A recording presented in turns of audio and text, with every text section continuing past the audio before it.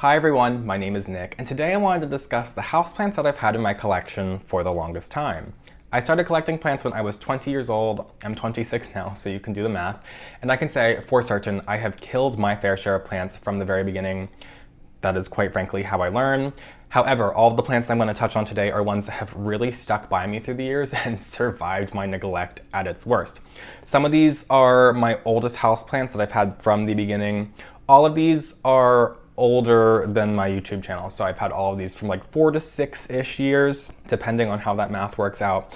But yeah, the first one I want to talk about today is literally my first houseplant that I ever got, and it is this lovely monstrosity right here. This is an aloe vera.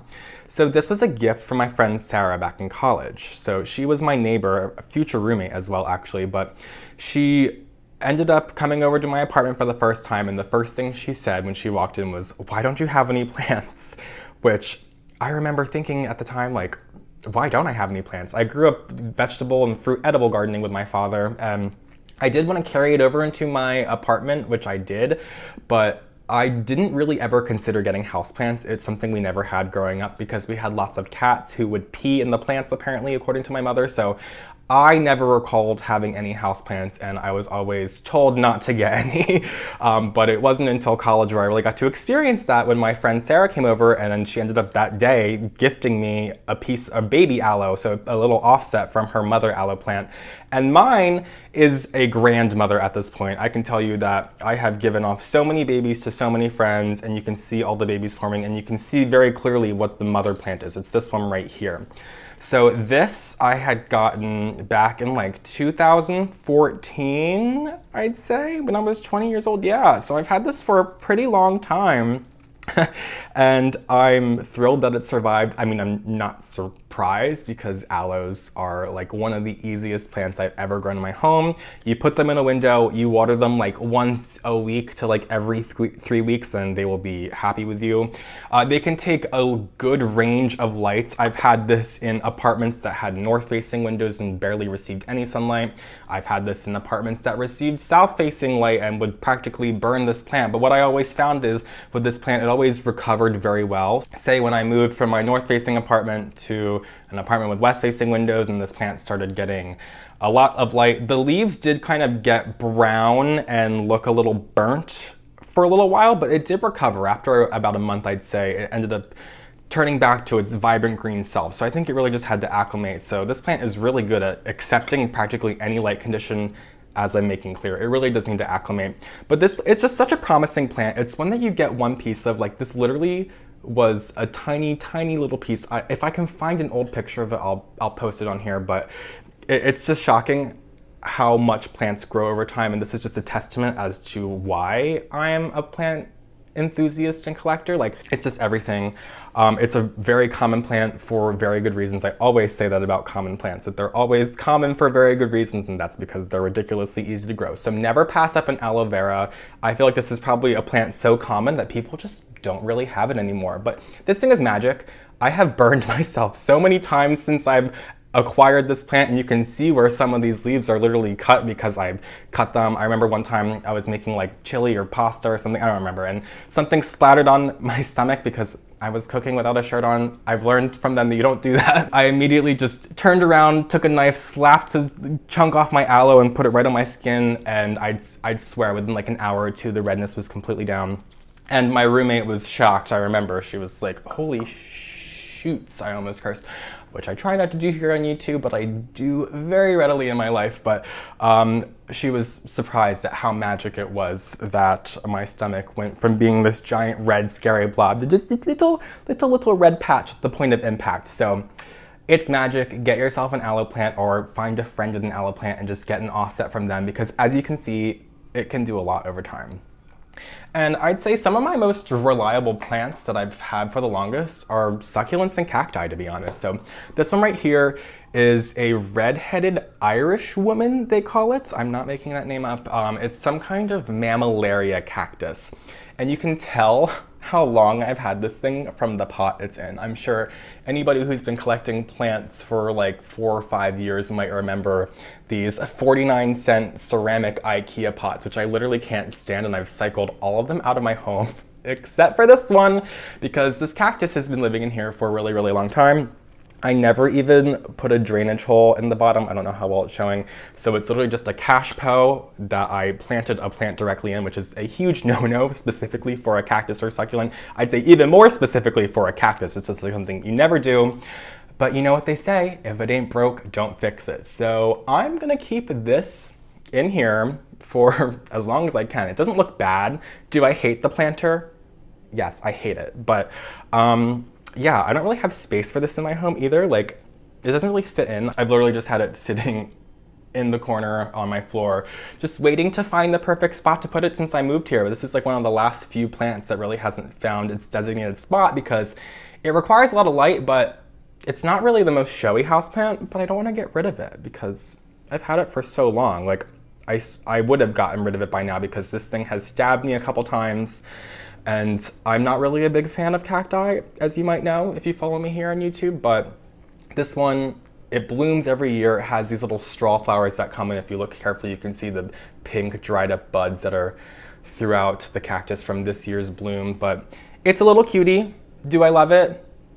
But it's like the pet that you had growing up that was just like a total like nuisance, but like it was your pet, so you loved it. You know what I mean? So that's how I feel about my red-headed Irish woman cactus. I also have another little thing of cacti and succulent here. So this one is an Acanthocereus tetragonus. They call that a fairy castle cactus, and this one is a Haworthia fasciata. So it's just like a fasciated Haworthia, I think they call it, or like a zebra Haworthia. There's plenty of names for this plant, and there's so many different types of this Haworthia, which this is a very tried and true plant here. Obviously, I love the cactus because I've had it for a long time, like we just talked about that. But this one is the one I care about a lot more. I think eventually I'd like to separate them, although they've been living together for like 5 years now, so I just don't really want to take them apart. But this thing has grown tremendously. I talked about this one in a recent video, my like houseplants that stay small forever. This thing stays small forever, but it's like astounding how it grows. Like this thing has doubled in size over the last 5 years, and that says a lot for how small it is, and that's just like exactly what I'm looking for in my home that has 350 plants. I like plants that don't take up a lot of space, and even more specifically, I love plants that can live together in harmony, and I think these look great. I used to have a couple other things growing in here, but I did cut them away because I think they got some mealy bugs on it. But yeah, these are some real tried and true plants. I barely pay attention to them. They get watered probably like every 3 weeks. This isn't a terracotta pot. I did have this growing in a glass container. It was just like some random like candle dish that I got from like Walmart many years ago. And I planted these in there and it lived fine, but you know, something about being able to see soil through the glass just really turned me off. So I ended up planting it in the terracotta probably in the last year or two, and I think it looks great. I can't complain. It looks fantastic. So those are all the cacti and succulents. Ooh, I want to talk about this one next. So this is an orchid. I don't know how I'm gonna hold this. I'm just gonna hold it like this. So this one in specific is a Bratonia. I think it's like Shelob Tolkien. It's like named after Lord of the Rings. I'm always told. I've never seen Lord of the Rings. I'm so sorry. But this is a orchid that I've had for probably like 4 years, I'd say. So the story behind all of the orchids that I've had for a long time, it's not a very good story, but it's a story nonetheless. I used to work at a bar. I think I was still working there when I started my YouTube channel, but they used to have orchids in all of the windows. And I remember the owner would always buy a bunch of orchids like every 2 months, and as soon as the flowers were spent, she would just come around with a big garbage bag and she would just throw them all out. And I was getting a little tired of that as a new plant enthusiast who just like wanted to take cuttings of everything and just take dying plants, which is totally not me anymore, but it was me back then. And I started to save all the orchids before she could come around. So I wouldn't call it stealing. I would say 100% I stole this one because I think she actually really liked this one, but I totally took it because I didn't trust her. And this woman, not to like talk crap, but like I definitely questioned her taste because she was away for like a couple weeks. This is a totally side tangent, but she was away for a couple of weeks, and the boss asked me, knowing that I was into plants, if I could go to the store and get a bunch of plants. And I was like, you know what, this is my time to shine. Like, I'm gonna stop it with the orchids that she's just gonna throw out in a couple months. I'm gonna get some nice, beautiful plants that are gonna fit our aesthetic. And I think I did a damn good job, but this lady came back from vacation and was like, no, it's all wrong, it's all horrible. And Ew, you think Trader Joe's orchids are better than the beautiful houseplants that I picked out that could actually survive and thrive for years rather than you just throw them out every 2 months?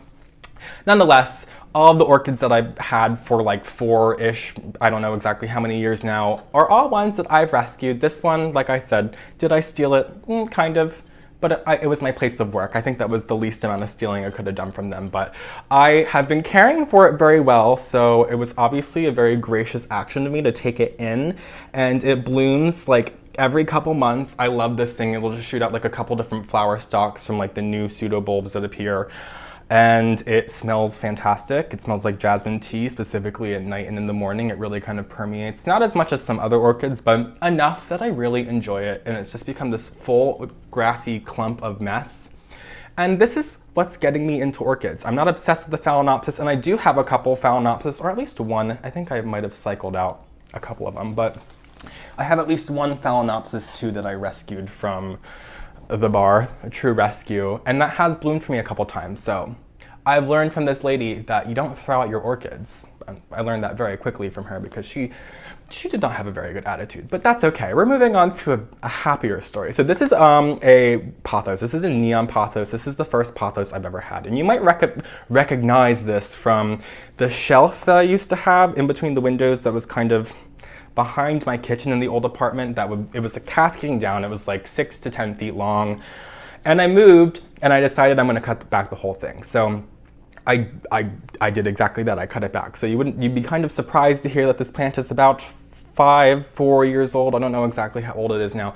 But this was my first pothos, and the reason that I want to bring this up is, well, actually for many reasons, but one, do not sleep on pothos. It took me a year or two after getting into indoor gardening to even think about buying a pothos, because I would always see it on like television sets when I was watching TV, and I just thought it was like the most, I hate to say it, boring houseplant, literally only because it's everywhere. But I have learned throughout the years that, like I've said in this video a couple times already, that the plants that are common for the best reasons. They're literally the easiest plants to grow. So a pothos is the #1 plant to turn your home into a jungle.